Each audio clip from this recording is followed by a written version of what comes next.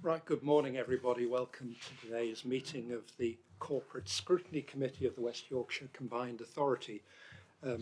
Unfortunately, you've got me today because Councillor Harrand is unable to attend today. So if we can go through the formalities. Any other apologies for absence? Thank you, Chair. We've had apologies from Councillor Harrand, as you mentioned, and Councillors Thurkill and Rhodes. Thank you. Thank you. Declarations of disclosable pecuniary interest, I presume they would have been made if there had been any. Come to us. Okay. Possible exclusions of the press and the public. I don't think there's any items where that will be relevant. No. Okay, and item 4, Chair's comments and update. Well, there's not an awful lot I can update you on, since it was only this week I knew that I was going to chair this meeting. I suppose I should thank members and indeed officers for holding the two, or supporting the two working group meetings. We had one on HR and we had one on finance and budgets. But other than that, I think we should move on to the minutes of the last meeting held on the 18th of November. Anybody got any particular comments? This was the meeting which was where we had the Mayor, questions to the Mayor. Do colleagues think these were a reasonable record of what was said? And are there any particular items which are not covered elsewhere on the agenda which members want to comment on? I'll take that as a no, so those minutes are agreed. And now we come to I suppose, the most significant item on the agenda today, budgets and workforce. Now we've got a strong team of officers I see today, and Angela Taylor now, who's Director of Finance, I think, is, even though you're Director of Finance, and we welcome Melanie. Yeah, we welcome Melanie Corcoran to this committee as the new Chief Operating Officer, and I can see we also got Craig Taylor and James Nutter joining us. So perhaps who's going to sort of at least take us through? Angela. Thank you, Chair. Yes, we're out of force today. So this paper is, as it says, budgets and workforce. So we've, as you said in your introductory comments, there was a workshop in December to go through budgets, and we had a good session answering many of your questions on the work underway to produce the business plan and associated budgets for next year. And some of those comments we've taken away, and we're working them into the final version of the paper that will go to the Combined Authority on the 2nd of February for approval. We also held a session in December on workforce, and the members who were there will recall there's quite a long session going through a lot of information about workforce issues, and tried to summarise those in the paper as well. So there's probably 3 parts to this paper, and I'm happy to just go lightly through each of them, and then if you want to open it up to questions. But we've business planning. We've included in here the sort of approach that's being taken to business planning, which is broadly what we've talked about before. And in the appendix, you have the version of the business plans that was that we saw at the time in December.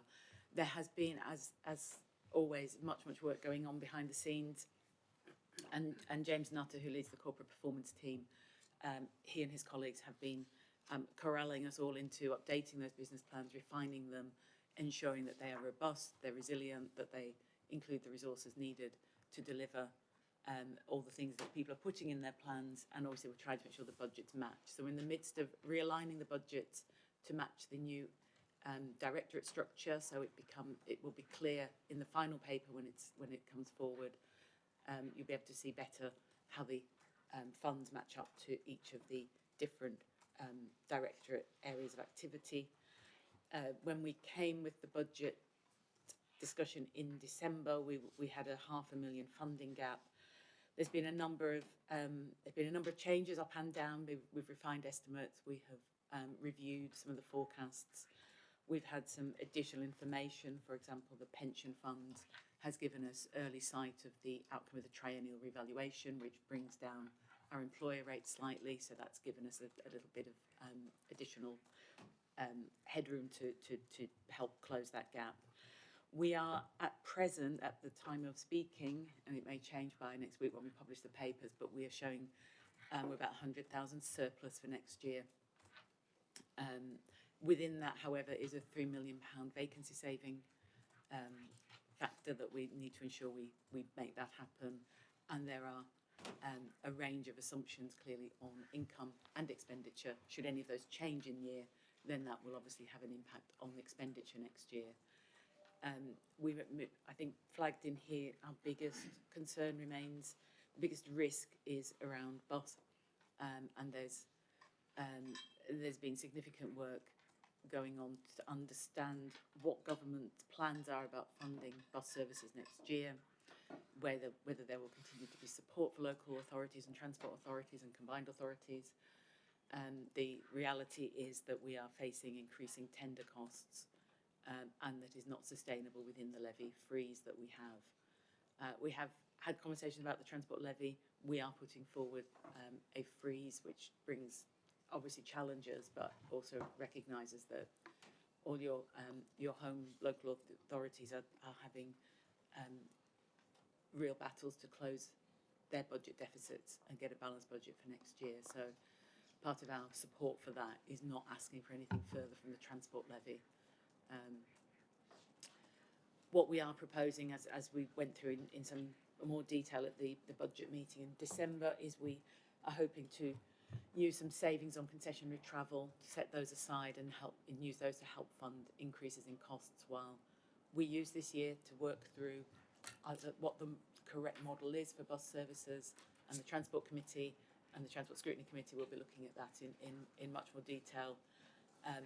For our purposes, we have agreed a funding envelope for next year for bus. There's some, there is a earmarked reserve to help support that. That helps us through next year, but we are still in a position where we have budget gaps the subsequent 2 years.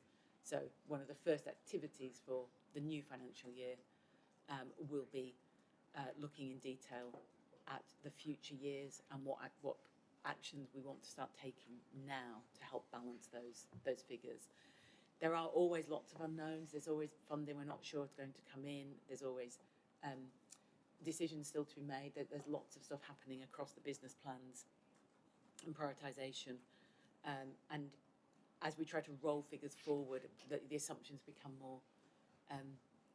more difficult to keep hold of in many respects. So we have budgeted, for example, for a pay award next year and budgeted a different figure for the year after.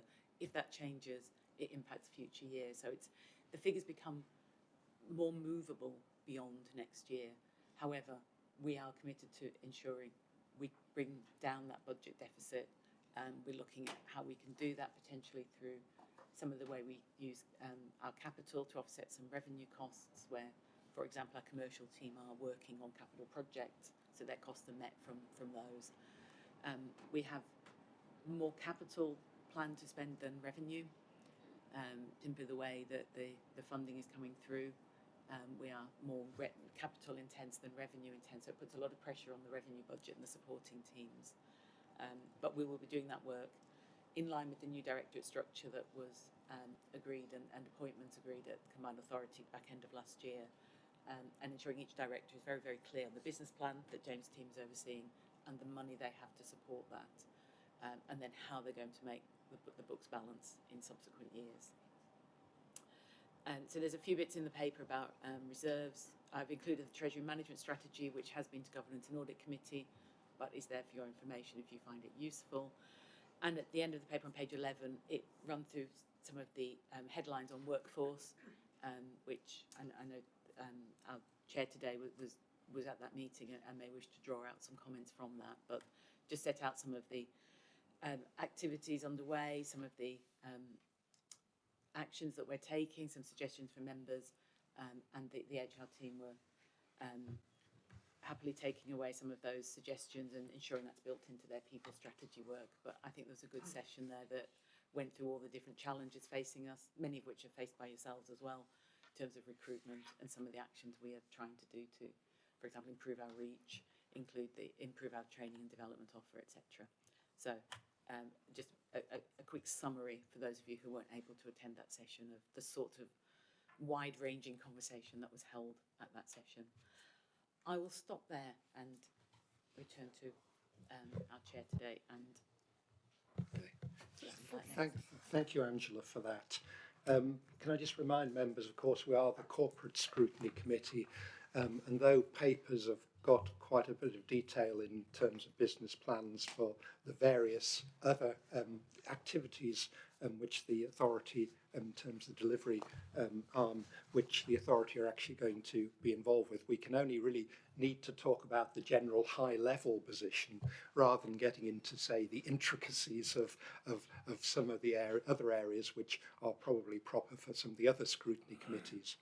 That said, perhaps I'll invite members to indicate that they want to ask a question. So, Councillor Davis. Thanks, Angela. Thanks for that. A really good summary. Just going at the projected savings that you talked about, I think it was 3 million in terms of headcount recruitment. Was that right? It was 3 million. A couple of questions on that. First, what's your view about how achievable that is? Obviously, that's something that you're aiming for, but you know how achievable that is,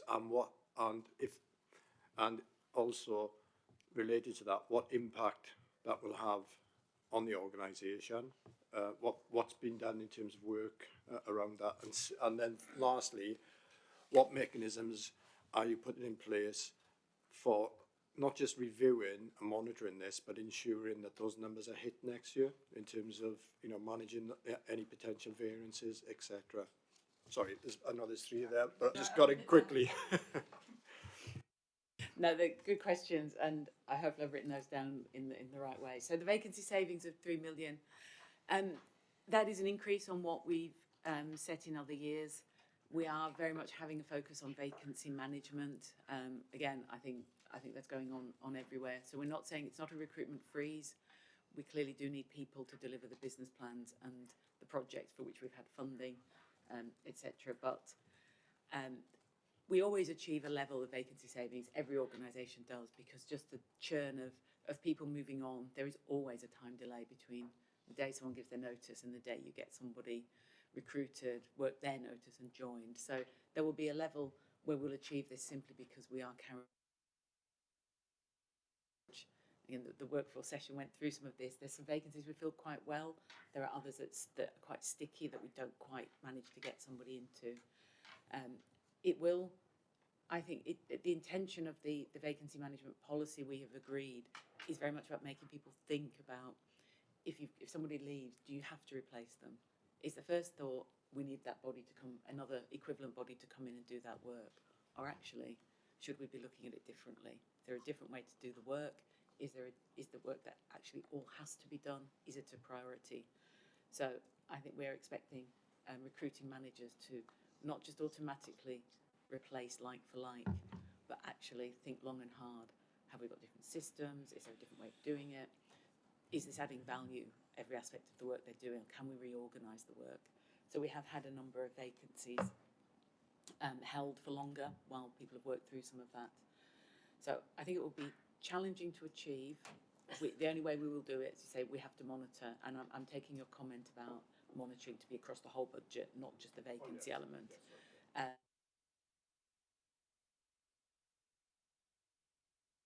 Quarterly deep dive into the figures and a reforecasting, but we do have a monthly routine where we ask all budget holders and controllers to review their budget, to give us any, we compare it to the actual, we ask them for any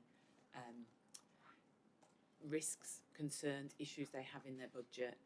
We take those papers to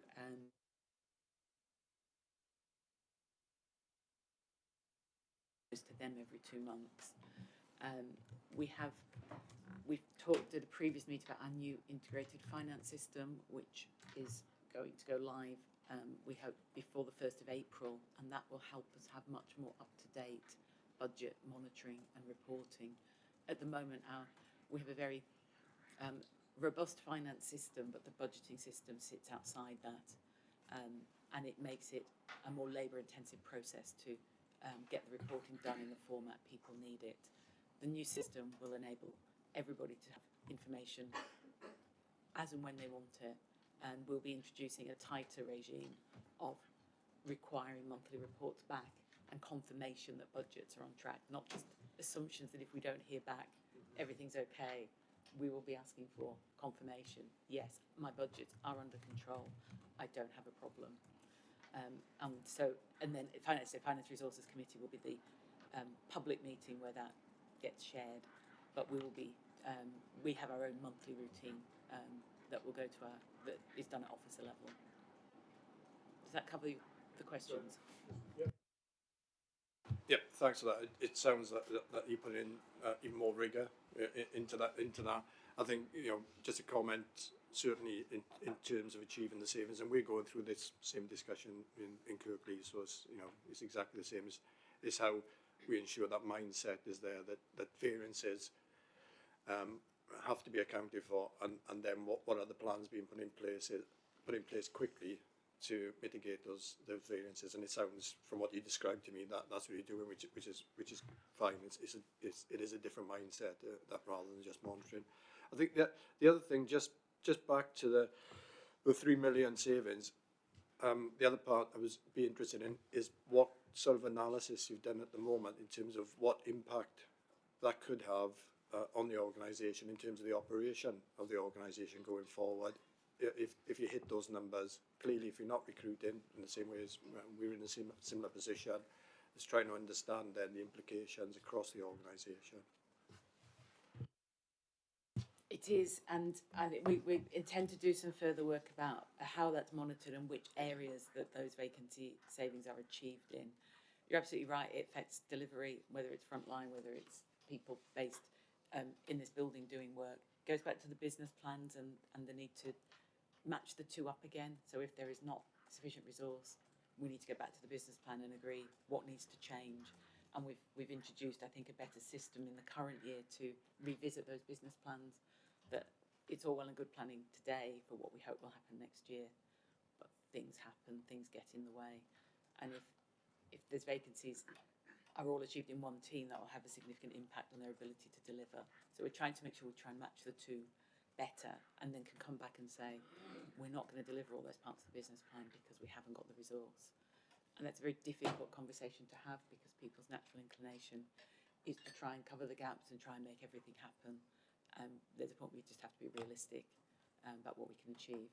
We hope the 3 million won't have a detrimental impact on service, but we'll see how it goes and make sure we continue to report back. Thank you. I've got Councillor Jones, followed by Councillor Harvey, Councillor Dowson, and then Councillor Barnes. We've got to make sure that obviously we're talking about the same sort of things, not talking about the same sort of things, being Wakefield. Thanks, Angela, for that report. I must admit, we started the week in our area, our Scrutiny Management Board, looking at our budget, draft budget, and sort of feeling not very happy. And clearly I'm finishing the week in a sort of similar sort of mode. But having said that, this is the first question. Is there a two-way dialogue taking place then between the obviously West Yorkshire and the 5 authorities with regards to where budgets are and where the budget pressures are? Is that something which is going on all the time? Because clearly everybody is struggling to create a sort of a budget which is deliverable. Is that the case? It certainly is, and there are conversations at the political level, but they are also then picked up by officers. So, for example, we have, I meet with the West Yorkshire Directors of Finance. We meet every month, and that provides us a forum for ongoing discussions about pressures and challenges facing us all, and what approach is each local authority taking. What scale of deficits do people have? What good ideas do people have? So that there's very much interaction between us at both the political and officer level. The second question then is that I know it was said to us on Monday that we're no longer, well, we're not in a position of getting a second and a third year sort of view of where budgets can be. Is that the same case for the combined authority in terms of where you are at the moment? In which case, is there a problem in terms of knowing where the second and third year is in the sort of the budget round, in terms of therefore being able to put forward sort of viable longer term planning of projects to be delivered? Yeah, I think all finance directors will aspire to a 3-year medium-term financial forecast. They will produce one. They will hope it balances for all 3 years. I think there is probably a universal position this year that no one has budgets balanced beyond next year. I know certainly some of local authority partners are relying heavily on use of reserves for next year. That can only ever be as they know, it can only ever be a temporary position, because once your reserves go, your reserves go.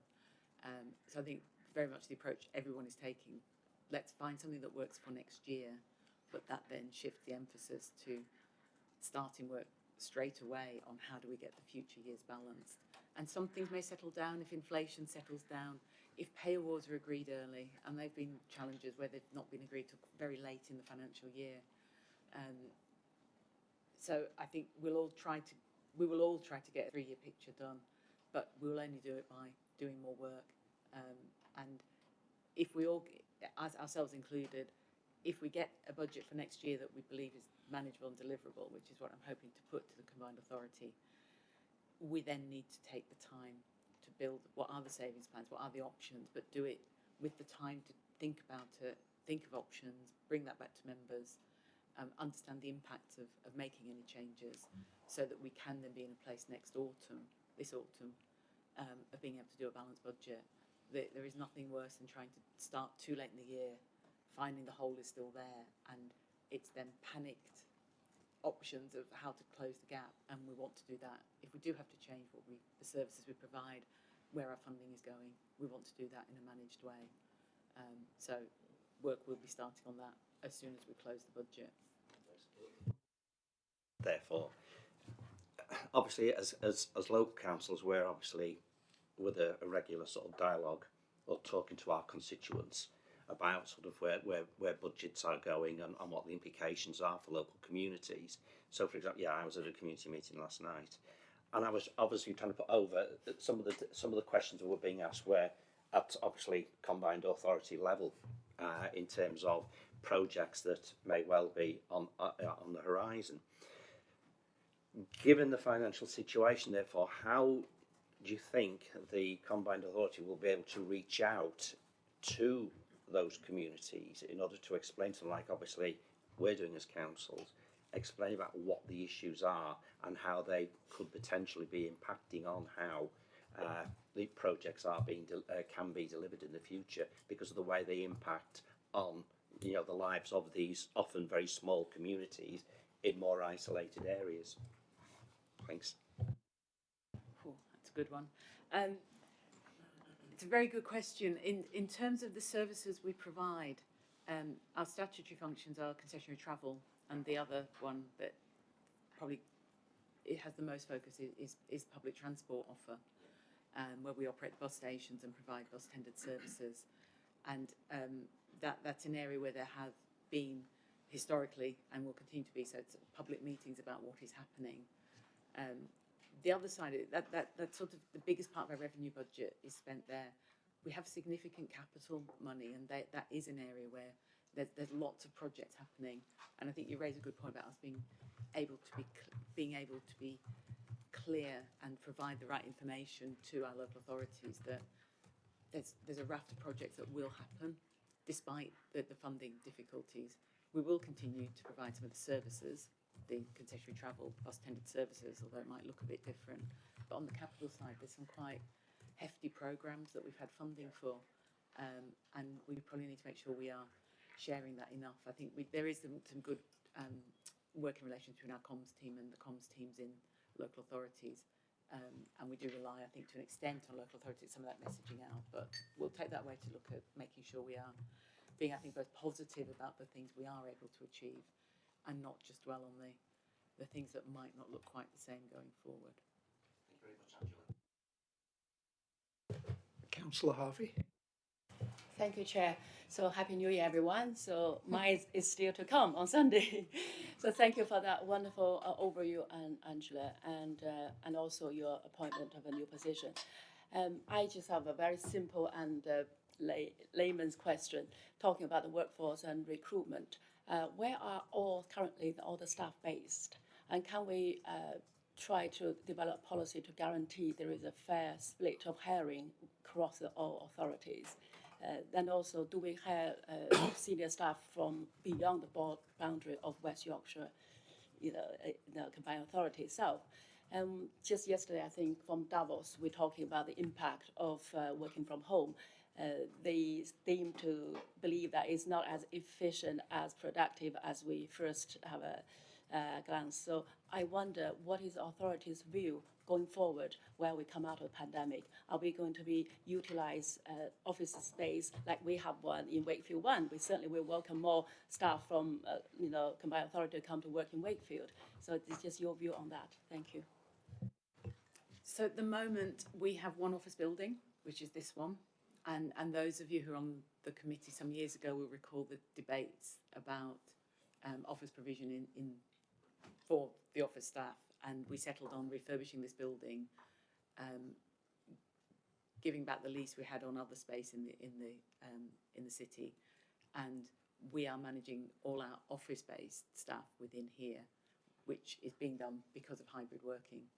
And we found our employees like the hybrid working that it was forced on us, obviously, for COVID, working from home. But we're now in a world where we do have the office.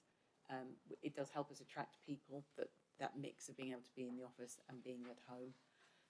However, we clearly have people who are permanently working in and around West Yorkshire, so particularly the bus stations. So we have a proportion of staff who are our frontline staff out at the bus stations. That's a smaller percentage. I'd have to check. Numbers have been moving around rapidly. I can check some numbers and let you know. But so we have teams who have to be at a particular location. We then have people who can choose, and we're looking at our terms and conditions to find the right way to put that together so that people have a choice, but they're also available to come into the office, because there are some things it's good to come together for. There are some occasions like this where obviously in-person is required, but it does help attract staff that we can offer that the option of a decent office in Leeds, but also the opportunity to work at home some of the time. Or other locations, because you're absolutely right. We've tried to encourage people to go and work at partner authorities, particularly on the project side. Bring people together, and totally technology helps make that possible, that people can go to Wakefield 1 or go up to the Civic up here, or go out to out into Kirklees, for example. So flexibility. So it's not all about home, it's hybrid, it's office and other locations.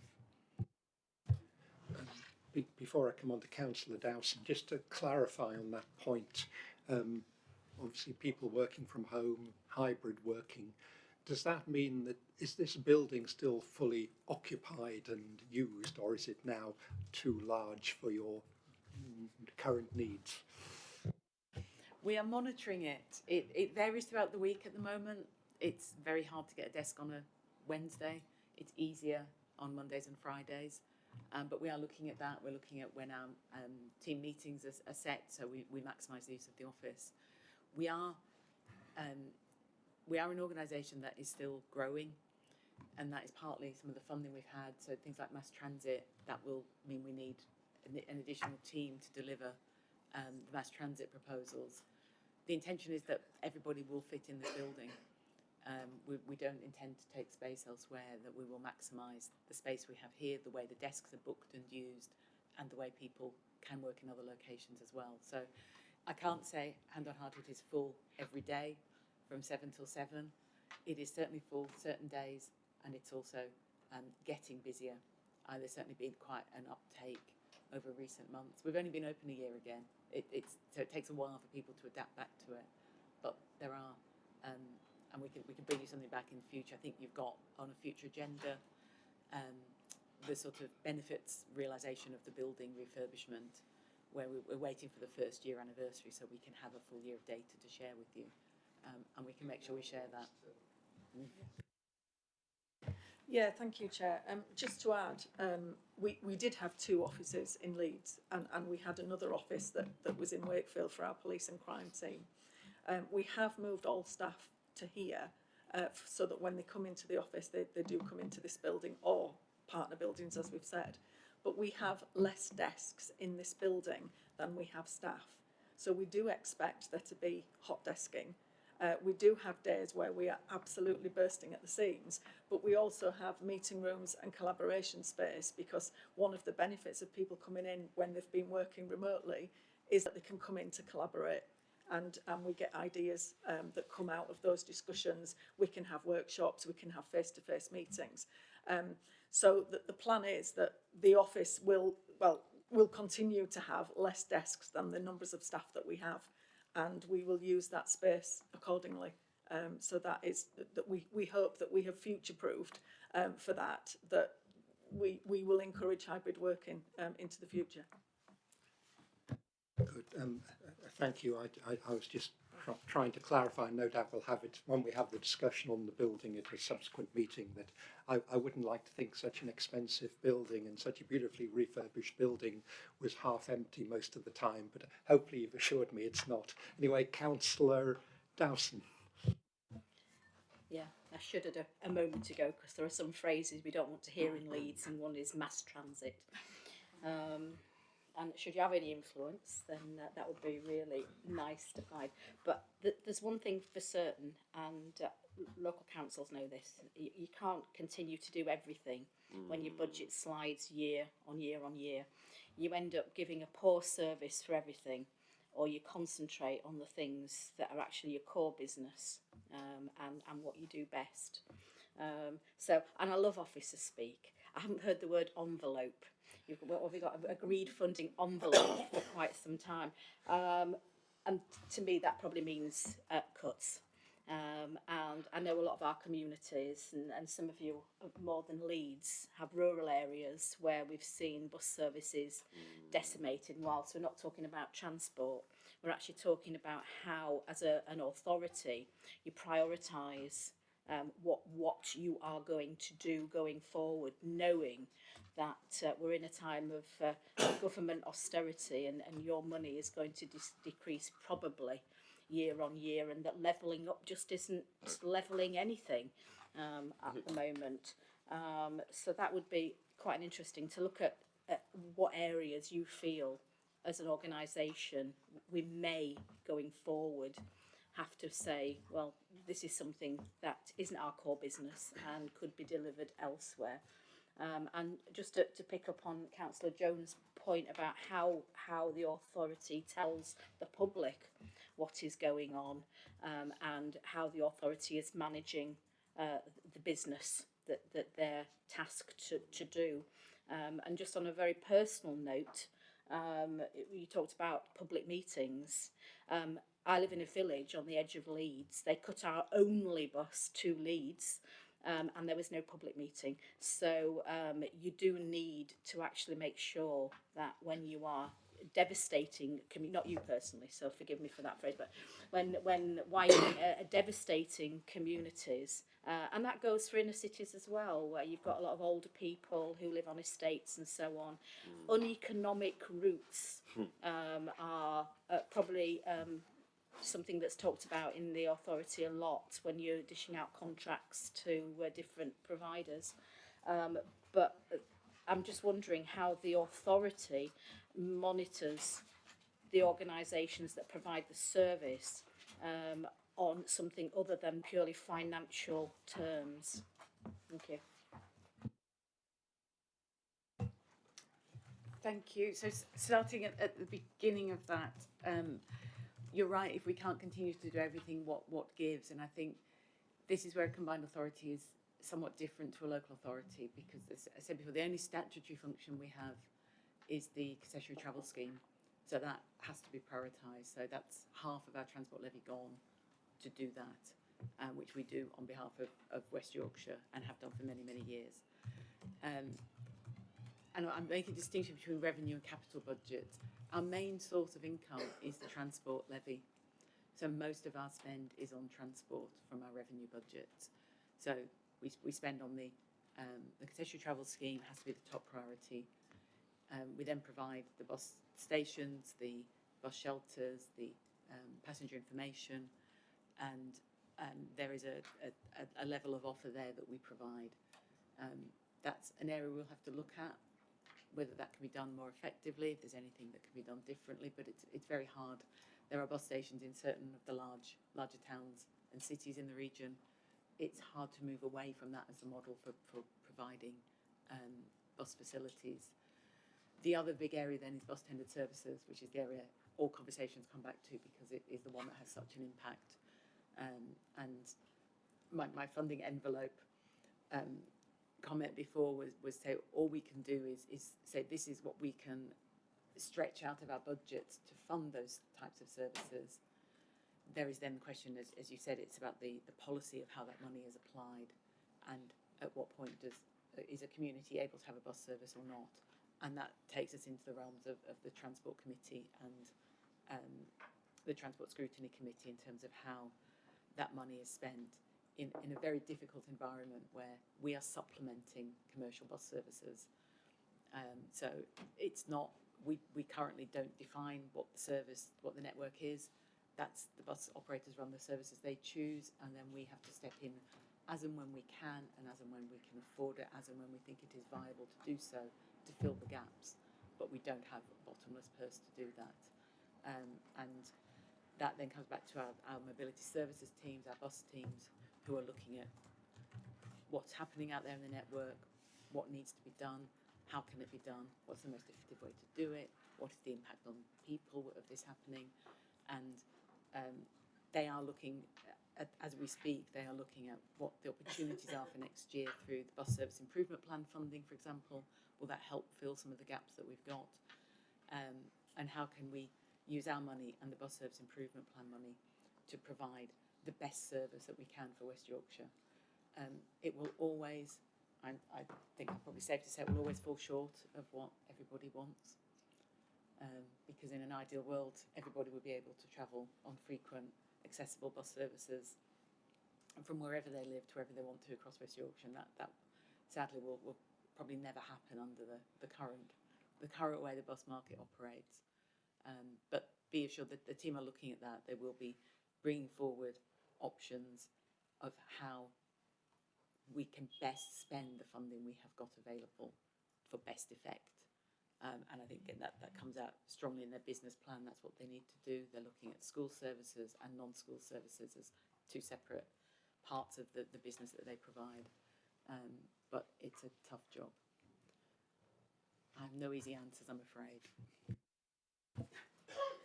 It's all getting very personal for me because I'm actually a waspy woman. I'm 64. So the government not only took my pension away at 60 that I was promised when I started work, also I've no concessionary bus travel either. But that doesn't matter because I've no bus. So that's fine. Obviously bus companies, and sorry, this is perhaps getting a bit too political, but bus companies obviously have to pay shareholders and so on. Is there a point where you think it would be viable for local authorities to take on bus services themselves? That is being considered.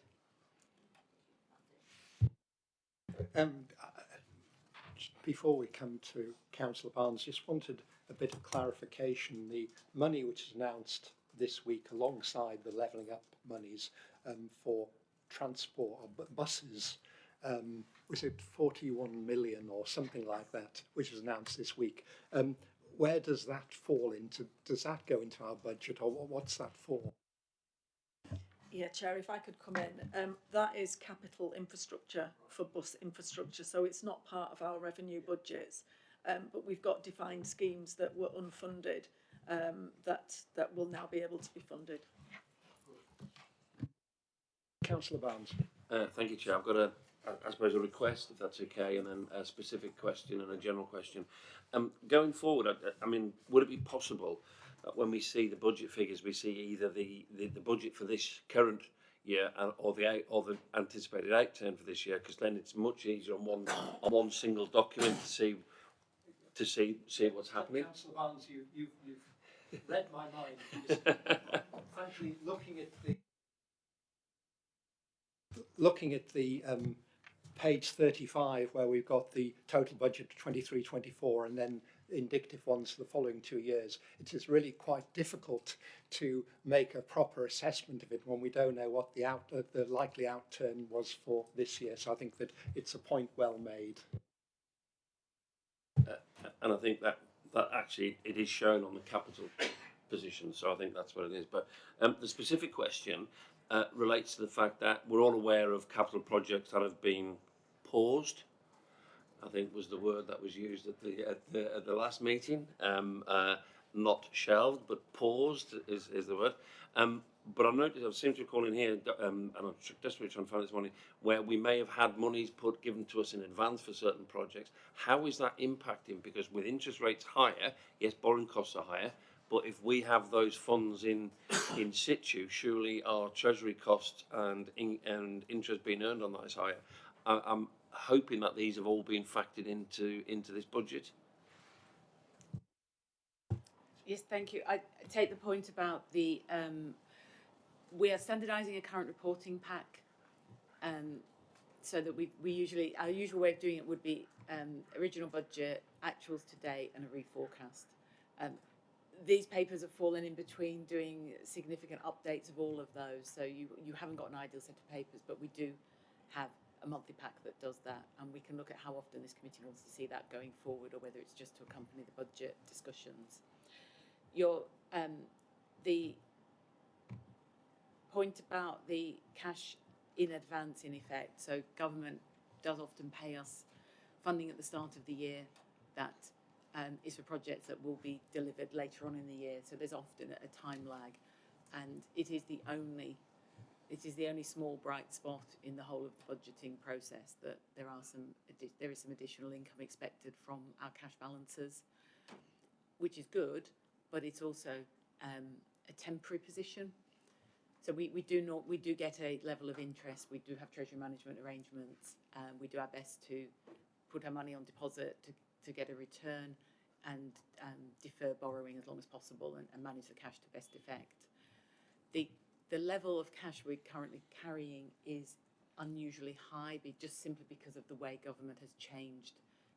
City Region Sustainable Transport Fund, for example, that came as a lump of money at the start of the year that will be spent over the next 2 or 3 years. So it is imprudent to assume in our revenue budget that we'll continue to get high levels of interest, or higher levels of interest.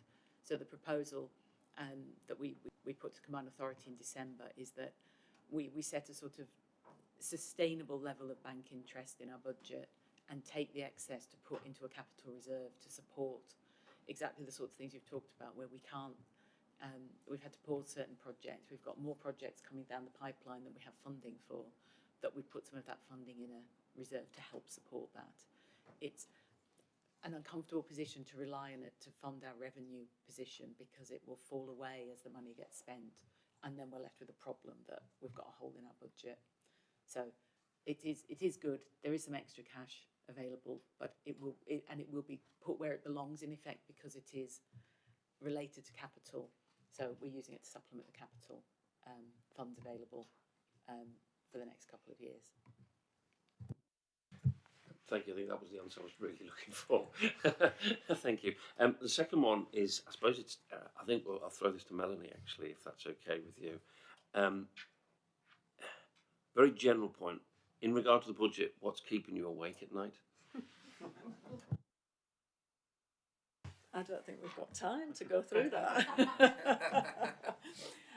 I mean, bus tendered services are a concern when the budgets are going down, and yet we want an inclusive economy and inclusive growth across our region, and it's more and more difficult to fund some of those, as we've said earlier, uneconomical services or uneconomic services. So that does cause me concern.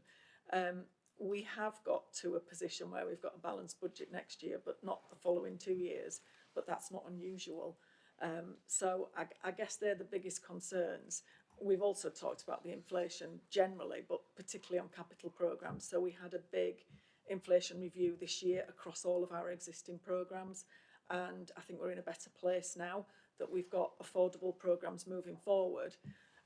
We are hoping that, as predicted, the rate of inflation increase will start to drop next year, which should start to help in terms of budgeting. But obviously, the inflation rates will then be at a higher level, so the growth of that is less. But inflation will still have increased and moved on, so it continues to be a concern.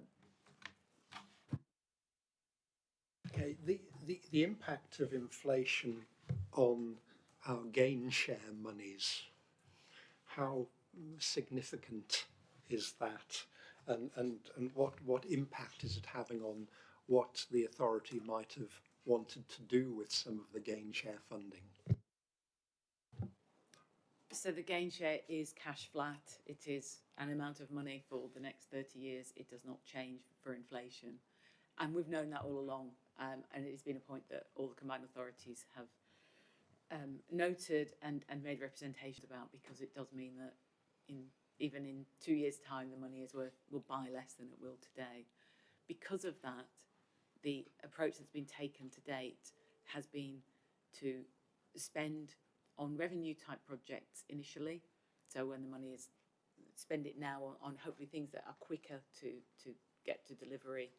And there's a significant amount of work underway on pipelines of projects across each of the investment priorities, with the opportunity to use the gain share to support borrowing costs.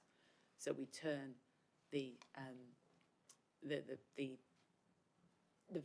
annual receipts of the cash into the means of repaying borrowing. So we enable a lump sum a lot sooner that we can use to build capital projects. But that work is still underway. So, but that's the general approach. There is a paper going to the Combined Authority on the 2nd of February that goes into that a little bit more. But that general approach of turn it largely into the means of funding, making borrowing repayments. That's certainly an approach other local authorities have done, some more so than we have. Some have committed it all from the day one to borrowing. There is a balance about us having some flexibility. So at the moment we are adopting the position, so we're doing it's heavily revenue heavy now, and then that mix will shift to being in support of capital over the next however many years it takes to identify the right capital programme that we want to support.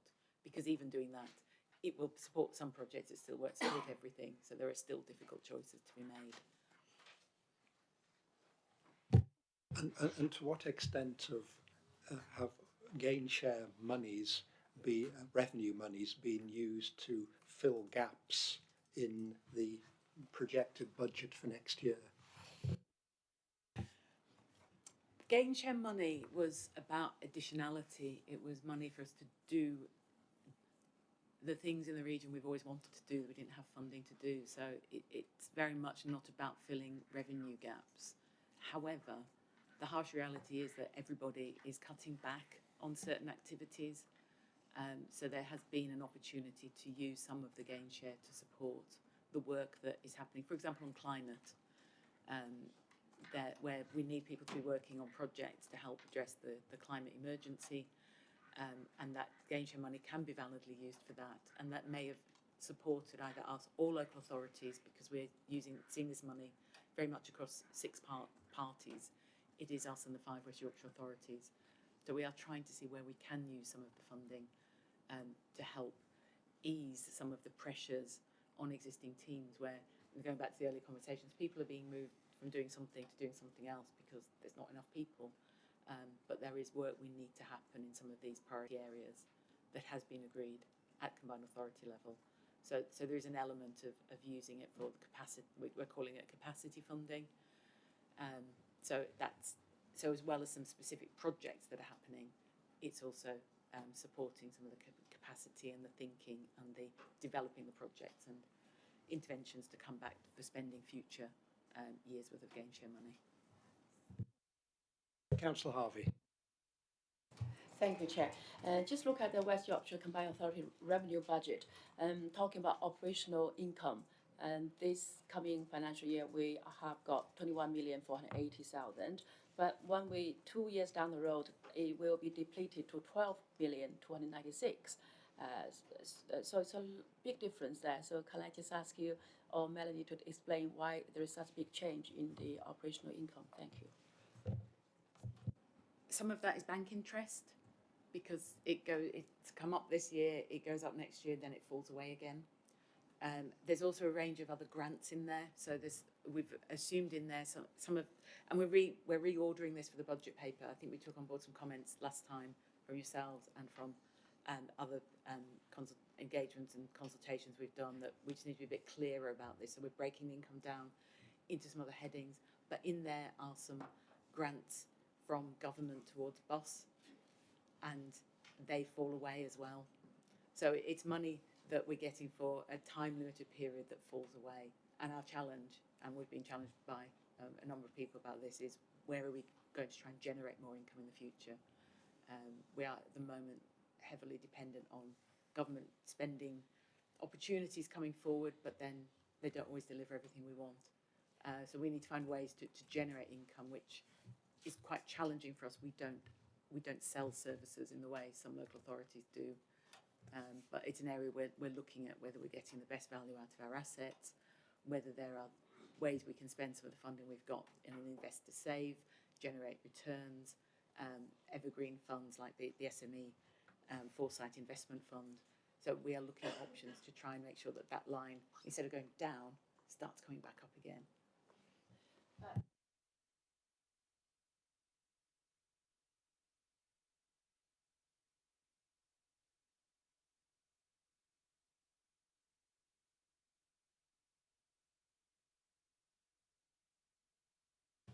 I agree. I think that's one of the challenges facing us on the many ways we can spend gain share, distilling it down into a plan, and that's the piece of work that's ongoing at the moment.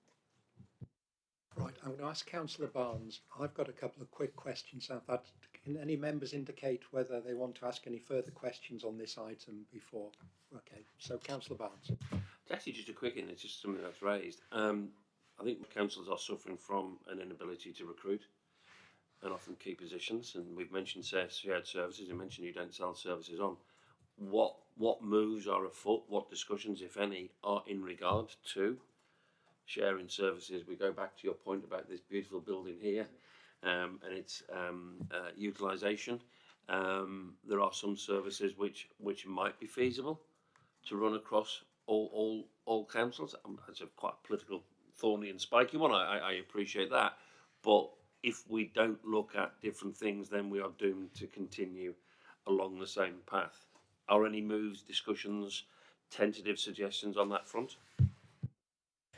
It's always a good challenge, that one about shared services.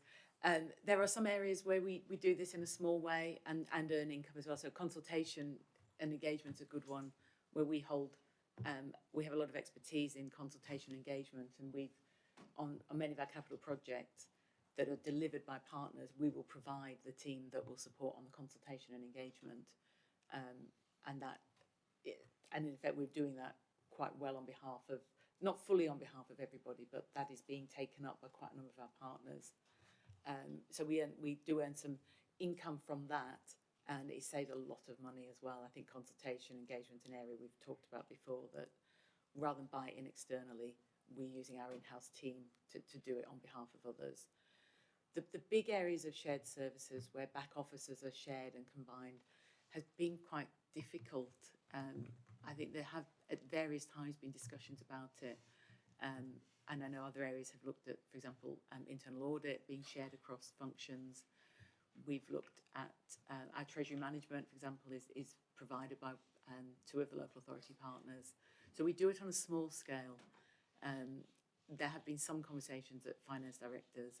I think, as you said at the beginning, I think of your question, it's quite a political question, and I think it's probably one of those areas that needs a clear political commitment, directive to go and explore some of these. They often founder on different ways of doing things. It does need a very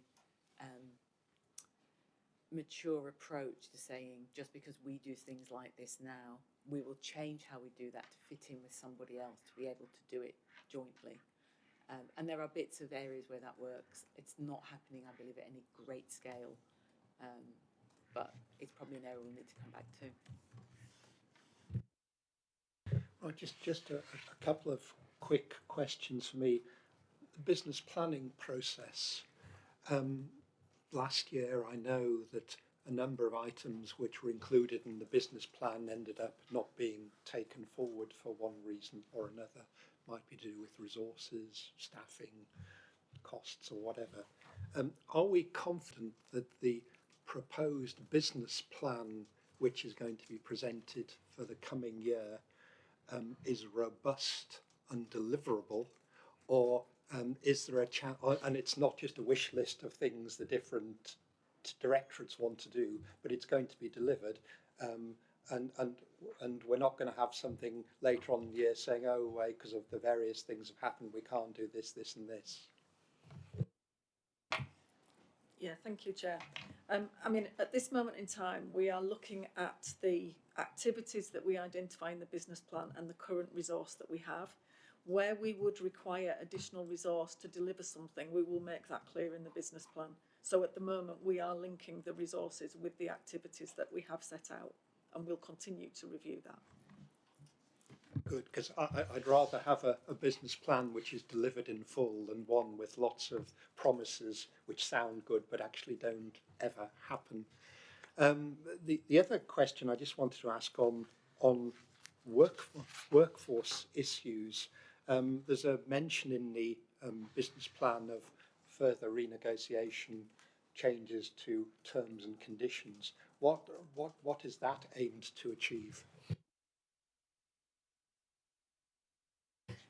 That's the conclusion we hope, and we're hoping to do it this year rather than next year, but it is the conclusion of work that's been ongoing for a while to reflect things like hybrid working. Our current terms and conditions are rooted from some time ago, and people's place of employment is in the office, and what we're trying to do is move to a more flexible approach to where people, which we said before, where people can work, move away from some of the rigidity that we've had, that I think probably most organisations have had, but be able to make the most of arrangements where people can maybe work different hours across the day.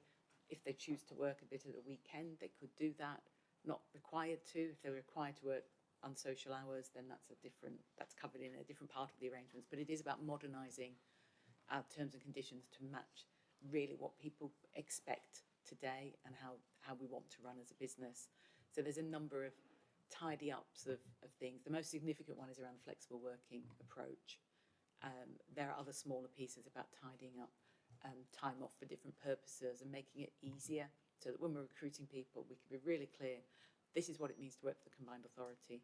Much of what we're doing is, I said, streamlining, updating and tidying up.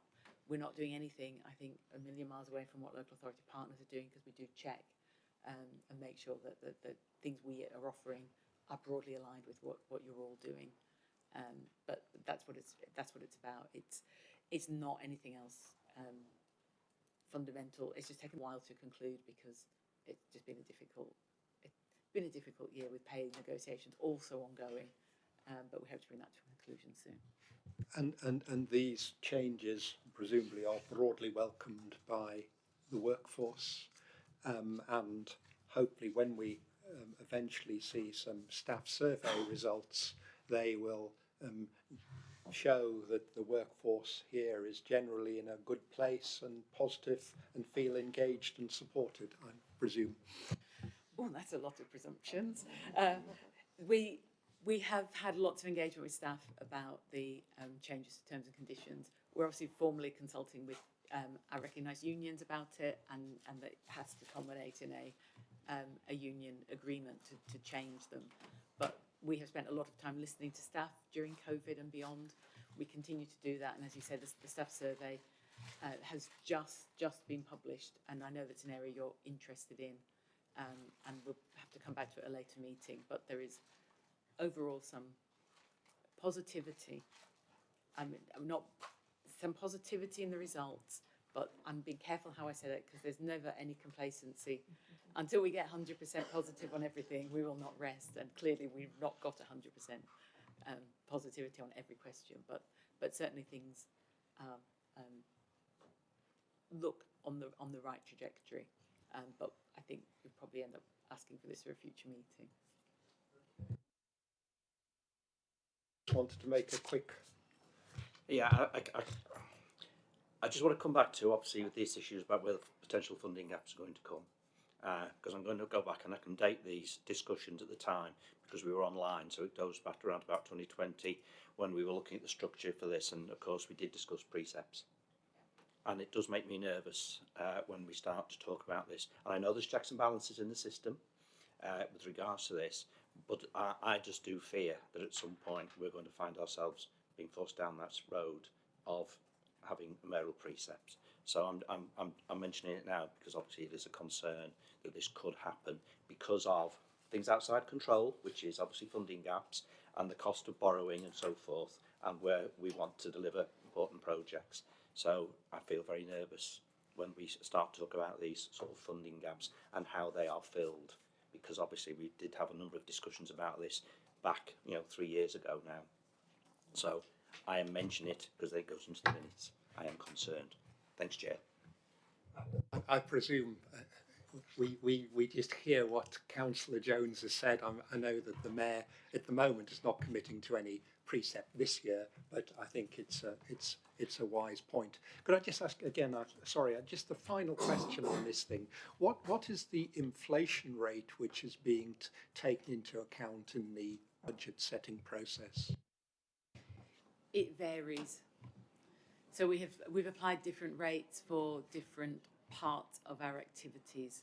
So there is, and I can check and confirm to you. I don't have them in front of me. We've assumed 10% on bus because that's probably not enough. We've assumed a lower figure because, as we've talked about before, I think inflation is a year-on-year measure. So having banked, in inverted commas, a huge increase this year, by this time next year, one would hope that inflation is back down at a steadier level, albeit you're inflating a figure that's been much inflated from the year before. It's a sort of compound effect. So it's roughly around 5% for most of the service areas that are seeing contracts, ICT contracts, buildings contracts. We have 4% in for pay award, which is in line with local authorities. But we acknowledge that they are risks, and many of our contracts have an anniversary date where RPI is applied, though it's a little bit of a waiting game as to if it falls due this month, it's going to be quite high. If it falls due in November, it might be a bit less. But it's back to the point earlier that we need to be on top of monitoring these and revising assumptions and bringing that back for consideration where that provides either opportunities or produces further pressures on the budget. Right, thank you. So I think we should move on. Can I thank Angela and her colleagues for that particular report, of which I'm sure we've noted the what was said. I think the members clearly would like to know what the outturns were for this financial year, or the projected outturns, so that we are in a position to properly judge how the budget is moved for next year.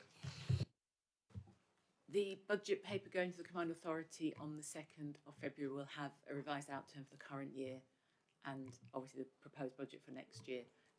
We can make sure that you're cited on those papers when they go out, which will be middle of next week. Thank you for that.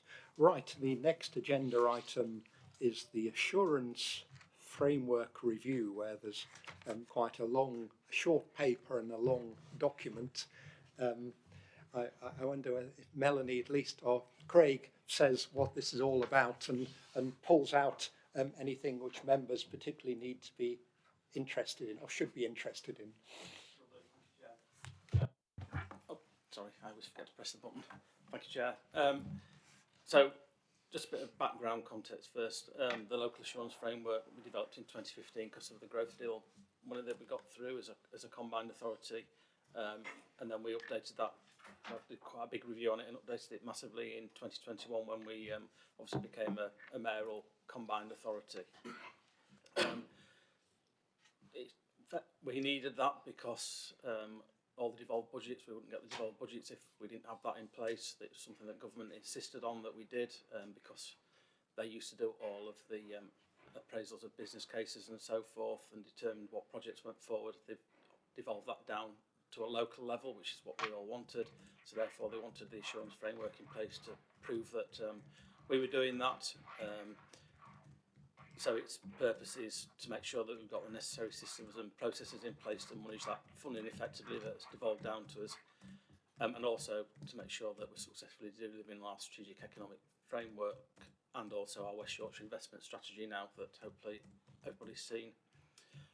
So as part of that, we've then got to annually review the assurance framework and get that approved by government every year. For some reason, that's for the 28th of February. I have no idea where the 28th of February date came from, but that's when we have to do it for, and that's when we publish it every year.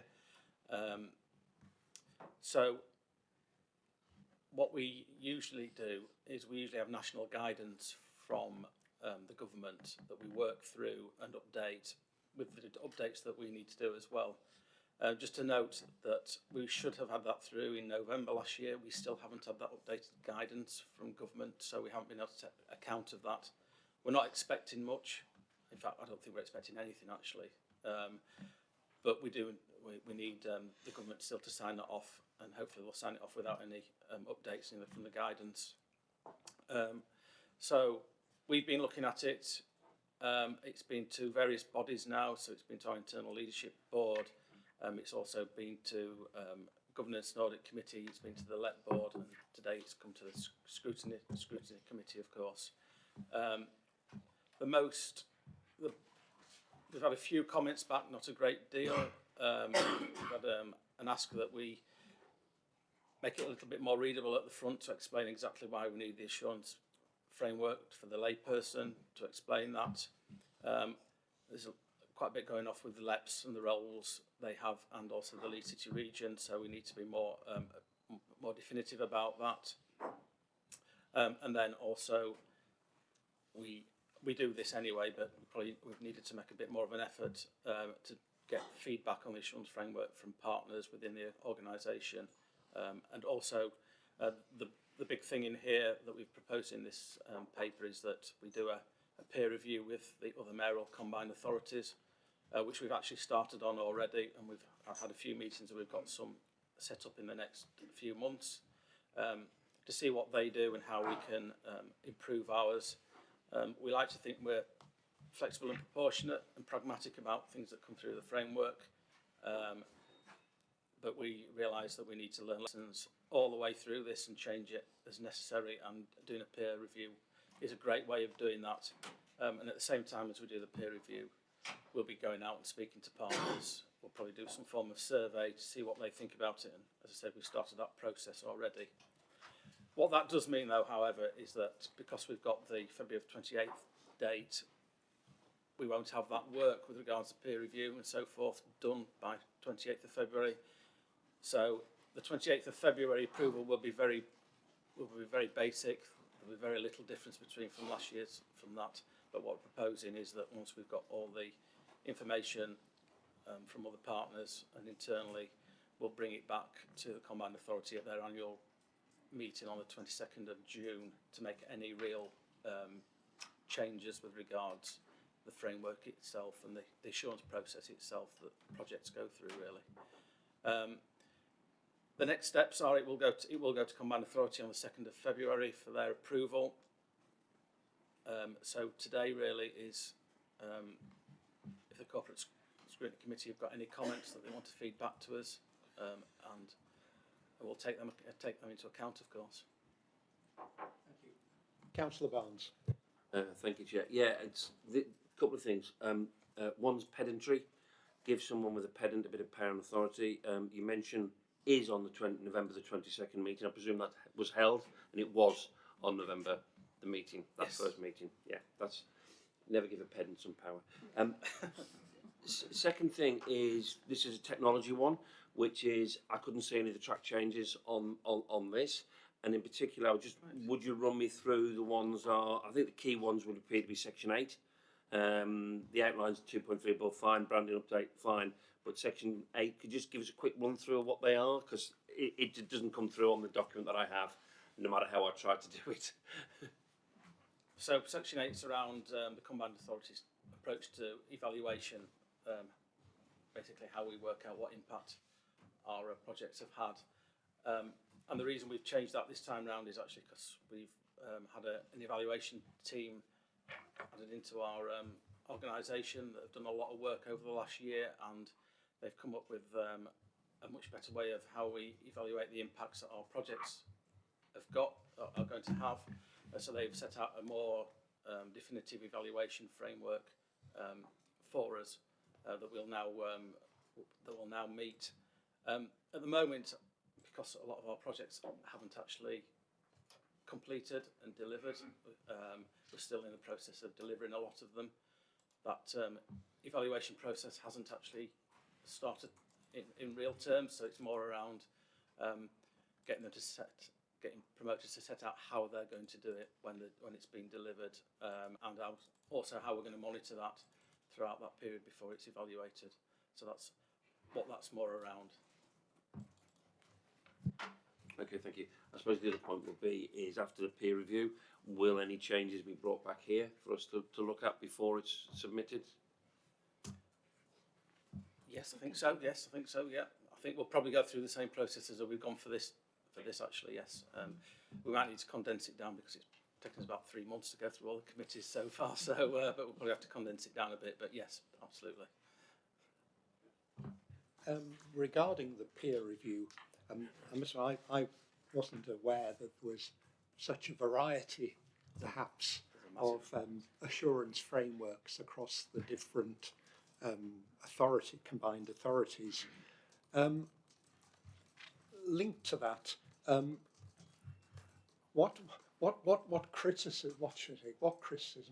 frustrations do you find within the organisation about how people use the assurance framework?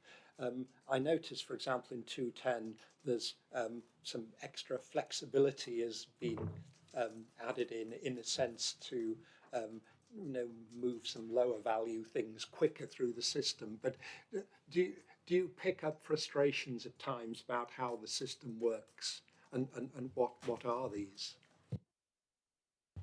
I think it's fair to say that the real frustration is the amount of work that promoters feel they need to do to get through the process, and also the fact that they have to come to committees to get approvals, and some of the committees don't sit often enough, so some of their approvals are delayed.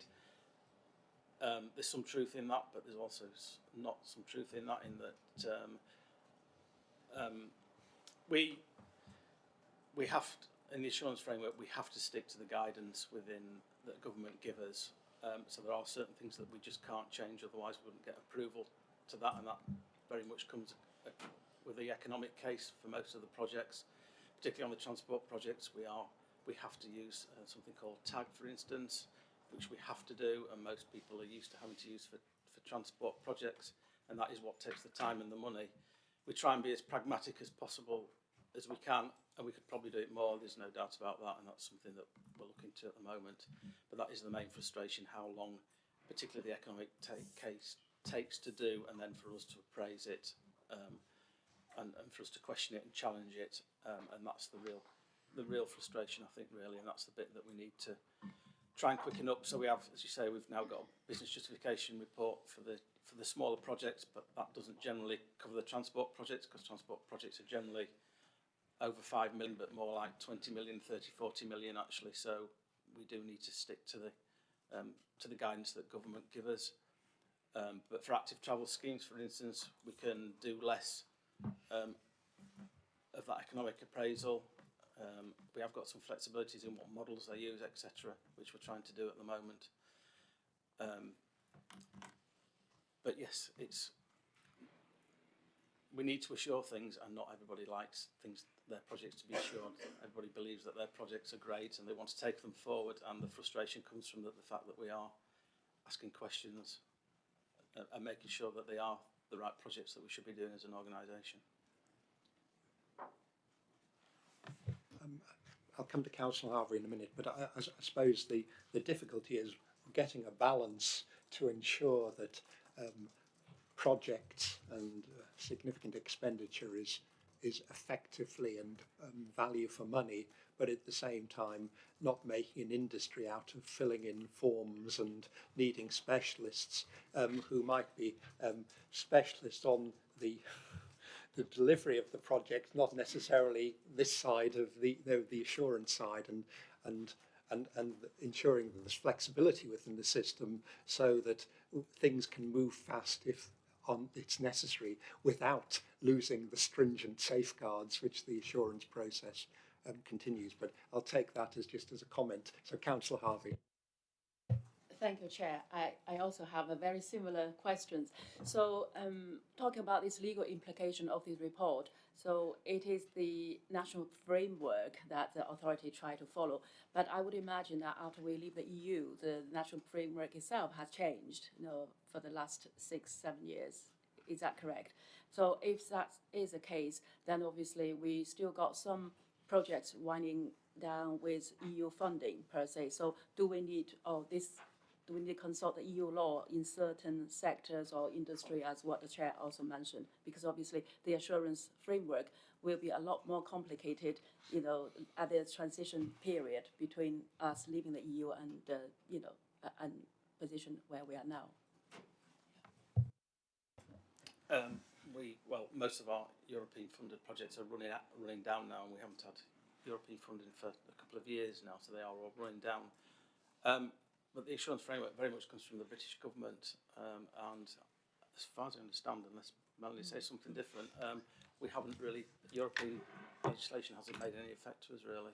It is all very much about the assurance framework, and it's the HM Treasury Green Book is the thing that is the thing that we work to, and that hasn't changed. Although they change the guidance every year, and it's become more about the strategic case than it has value for money actually, or we can certainly take more account of the strategic case and value for money going forward, which we absolutely do now.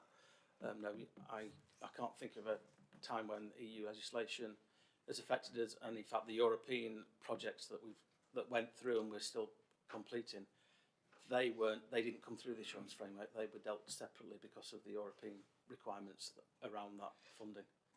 Thank you so much for the reassurance. You explained that the government dictates to a large extent what needs to be in the insurance frameworks, but obviously as the peer review is showing that there's a lot of different ways to skin the cat, so to speak. Are you confident that you might get some good learning from the peer review which might be able to be injected into this current process to make it even better and more fit for purpose? Yeah, I'm hopeful. I actually think we probably are leading the way to a certain extent actually. They are very much all run differently, and the assurance frameworks do look different, but they all do have to go back to the same set of guidance that the government set. It's more about how their teams are set up, how they appraise and how they assure projects, if they use external teams or internal teams or whatever. It's actually more around that, how they're set up and how they do it actually. But the big thing we will learn on is what sort of templates they use and ask people to present, and actually where they take those approvals to, whether or not they do take it to committees all the times, whether or not they delegate it down to officers or chief executives or whatever, which we do already. But it'll be interesting to see how they deal with it and whether or not there's things that they do that we could take on board. So I am hopeful, yes. Councillor Dowson. So my ears pricked up when you mentioned active travel schemes, because I've got one, almost completed, and one in development in my particular ward, both of which have created absolute mayhem for me as an elected representative, but I'm sure will work really well when they're actually implemented. And And this might not be the right place to sort of ask this question, but I'm assuming we bid in for funds from government, just as local authorities bid in for levelling up and so on. I've heard it described as the Hunger Games, but it does pit local authority against local authority. Does it also pit you against other organisations around getting funding for schemes that you would like to do? It's just a general question. Yeah, thank you, Chair. Just on the active travel example that you gave, we do submit a West Yorkshire submission. So we ask all the partner councils to come up with their proposals, and then we look at that collectively and we submit a West Yorkshire bid. Yes, we are competing with other areas, but we are putting forward strong schemes for West Yorkshire. So it doesn't feel as if we're competing there. We're putting forward our best schemes, and then we get an allocation from government. It's very similar to other bidding rounds. So we would work with our local authority partners, with the business community, whichever programme has the focus, work with those partners to make sure that we're putting the best bid forward in West Yorkshire. The exception to that was the LUF funding, because obviously each local authority was invited to submit their bids, and the combined authority was only allowed to submit one bid. But usually we would coordinate the submission of those things and, you know, put the best case forward for West Yorkshire. Just by way of follow-up, you mentioned HMA Treasury Green Book, so I'm assuming that the monitoring of all the schemes that come out through government funding is actually monitored in the same way, or are you having to sort of do different things for different areas? Yeah, thank you. It's a little bit of both. In terms of monitoring, we have a gateway review that government have asked us to have every 5 years, and we have our second one coming up. So we had the first one that was just focused on the Transport Fund, which is our capital programme that's been running for longest. The next gateway review is coming up, and that is how government will monitor and evaluate our performance. Now, we will still submit returns on individual programmes, and we're still asked to report on individual programmes. So we still do that against the original outcomes of those programmes, but the gateway review will be on gain share funding and transport funds together. So it's a bit of a wider remit on that one, but it depends on the funding source and what the conditions were when the grant and the programmes were set up. So slightly different. Does any other member want to ask a question on this agenda item? No, so we'll bring this to a close. I think we can note the proposed changes and probably welcome the proposed or the ongoing peer review. I think it's interesting that that you're comparing and benchmarking the arrangements we have with those in other mayoral authorities, and hopefully there'll be some good learning from it which can feed in to subsequent changes. And I certainly think, without jumping into next year's work plan, I certainly think this committee will be interested in the learning and changes which may happen to the assurance framework from what happens elsewhere. So with that, we'll draw this item to a close. Thank you, Craig, for your contribution today. Okay, the Scrutiny work programme. There's currently a couple of items on the agenda for the next meeting, and those are, looking at my we've got the accommodation project, and we've got cyber security, and I think it's also the social value things on there as well in this list. Also, it may be that members want to have something else on or some additional items on. Has anybody got any particular views on our final meeting of the municipal year, whether there's anything we particularly want to bring back, whether there's something else of significance that we need to seek information on for the coming year? Okay, well, I mean, even if you have subsequent to a meeting, please get in touch with the team here, and we'll see whether something can be fitted in, because I think it's important that we as members, try and suggest items we want to consider. And that brings us to the date of the next meeting, which is the 10th of March 2023. But though it should be in your diaries, please note that this is a 2 p.m. meeting. I understand there's another meeting here in the morning, so please don't turn up at 10 o'clock in the morning. But with that, can I thank everybody for their contribution this morning and declare the meeting closed?